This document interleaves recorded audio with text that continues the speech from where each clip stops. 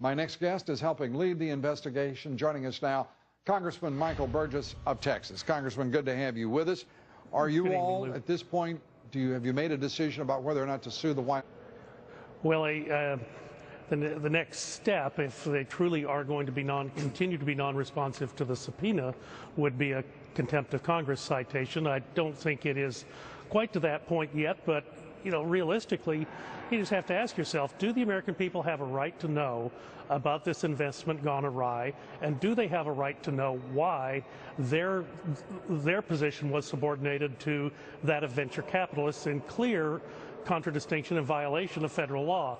I think the people do deserve an answer on that, and we'll continue to pursue that. Now, when you say a violation of federal law, you're talking about the subordination Yes. of the Department of Energy loan guarantee to private investors.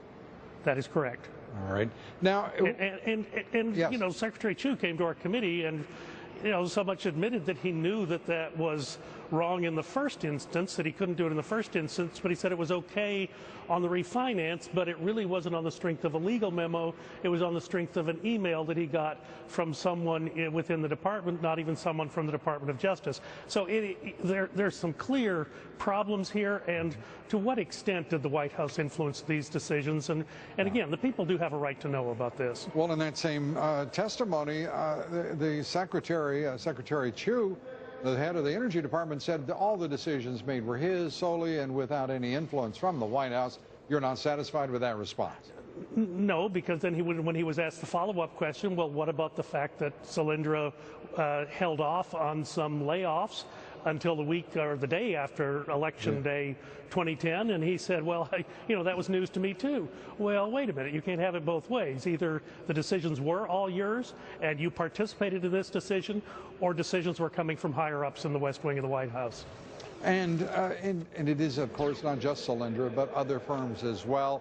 You have that Secretary Chu running the Department of Energy, and I'm paraphrasing, as a private venture capital firm, very critical of him. Should he, in fact, resign? I think so, Lou. I think at the very least he owes the American people an apology. Obviously, I cannot compel that resignation, but again, as it came up in the hearing, here's one of the smartest guys not just in Washington, in the universe. I mean, legitimate smart guy with all the credentials, and yet he admits there were things that were happening outside of his knowledge and sphere of influence.